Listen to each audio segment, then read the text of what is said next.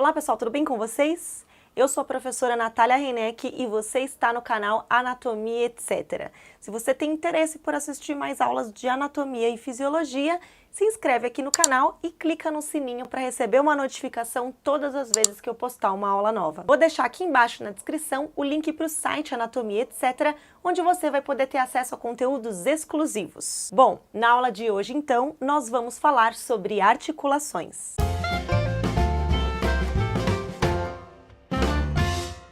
A definição de articulações é que elas são uniões ou junções entre dois ou mais ossos. E as articulações, elas têm várias formas e várias funções. Algumas articulações permitem uma grande amplitude de movimento, enquanto outras não permitem movimento ou permitem só um movimento mínimo. E existem três tipos principais de articulações que são classificados de acordo com a sua forma ou principalmente de acordo com o material que une esses ossos. As três classes de articulações, então, são as articulações sinoviais, as articulações fibrosas e as articulações cartilagíneas. As articulações sinoviais são também chamadas de diartroses. E elas são as articulações que mais permitem movimento, elas são articulações que têm uma grande mobilidade. Consequentemente, elas também são as articulações mais complexas, que possuem algumas características específicas.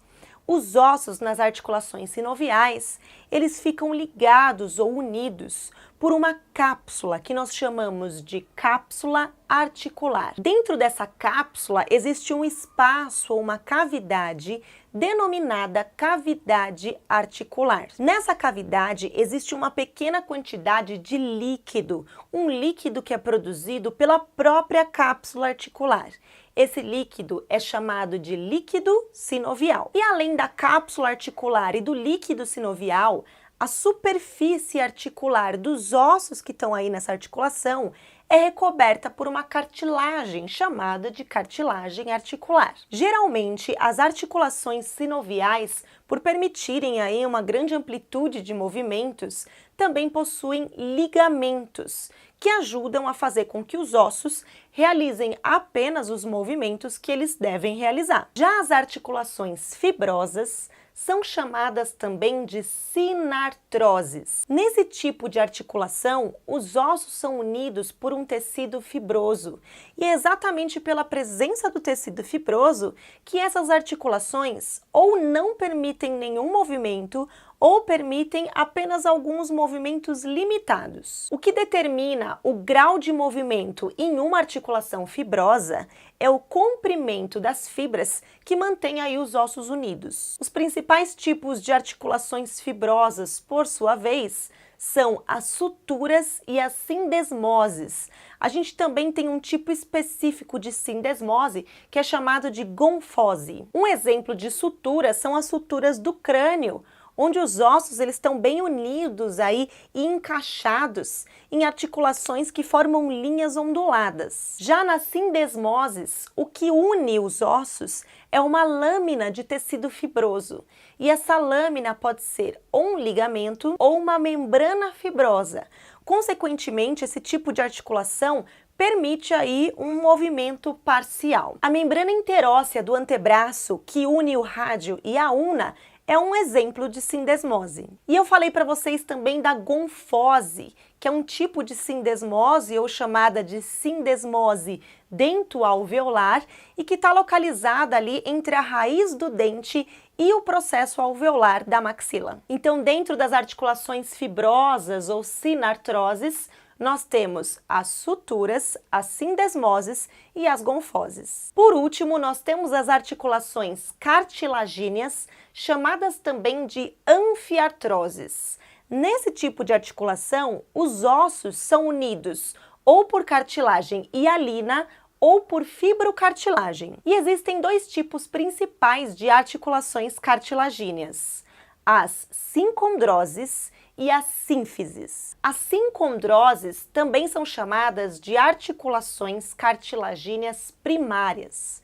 e geralmente elas são articulações temporárias, como aquelas que permitem o crescimento de um osso longo. Importante saber também que as sincondroses são unidas por cartilagem hialina.